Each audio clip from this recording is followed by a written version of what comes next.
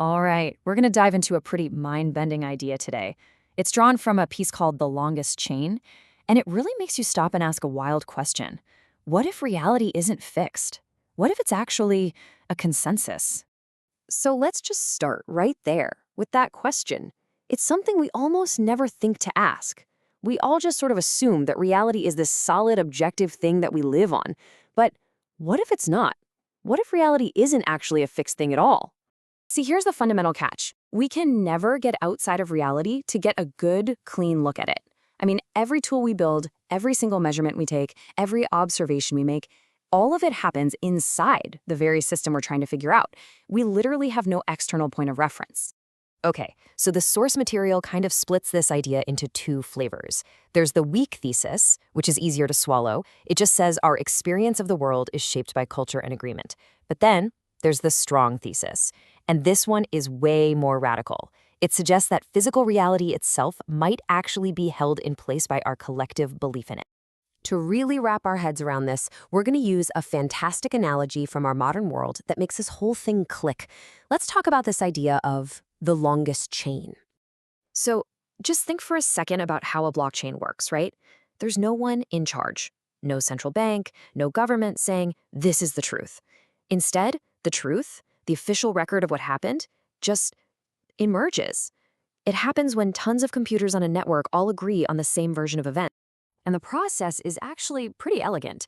You've got these individual computers, they're called nodes, and they all check the new information. Then they add new blocks of that information to the chain they trust. And in the end, the longest chain, the one that has the most computers agreeing with it, the one with the most work poured into it, that's the one that wins. It becomes the official truth for everyone. Now, here comes the big leap. What if reality itself works like that? The source puts it perfectly. Reality would be the longest chain, the framework that has accumulated the most shared commitment. So in this view, something is real, not because it's objectively externally true, but because it's the version that has managed to get the most people to commit to it for the longest time. Now hold on. This doesn't mean you can just get a bunch of people to believe in a fantasy and make it real. Not at all. Because this reality building game has some really strict rules, and it's under constant pressure. The first rule is what you could call proof of work. To add a new block to the chain of reality, you gotta do the hard work.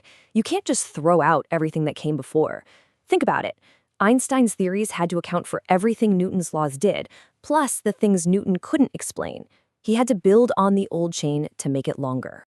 And any new reality has to survive some serious real-world tests. Does it make sense on its own terms? Does it actually work? Does it help us build bridges that don't fall down or grow food successfully? Do its predictions pan out? And can it scale up and be passed on? If a version of reality fails these tests, it's just not going to survive. Let's make this less abstract. A real historical example makes this whole thing a lot clearer. This way of thinking completely reframes something like the flat Earth model. It wasn't just people being dumb. For the scale of life they lived, a flat Earth was a perfectly functional, coherent reality. It worked. It was a long, stable chain. The round Earth model only became the longer chain when humans started traveling long distances and needed a new framework to make sense of all the new data. And it's the same exact story for the geocentric model, the idea that the sun goes around the Earth. That was an incredibly long and stable chain for a simple reason. It was phenomenologically true. It perfectly matched what you saw with your own two eyes every single day. The sun rises, the sun sets. It felt real. So this isn't just some interesting history lesson. The argument is that this exact process is happening right now, all around us, but it's happening at a dizzying speed. Our shared reality is actually forking. I mean, think about a very common example today. You can live in reality A. You look at the stock market, you look at low unemployment numbers, and it's crystal clear. The economy is booming. Or you can live in reality B. You look at inflation, personal debt, how much housing costs, and it's just as clear. The economy is on the verge of collapse. Both are built on real data, but they create two totally separate, competing worlds. And today, technology is just pouring gasoline on this fire. Memes can pack an entire worldview into one single image. Our social media feeds create these perfect filter bubbles that do nothing but validate the reality chain we're already on. And here's the really crucial part. This means we're not just arguing about facts within the same world anymore.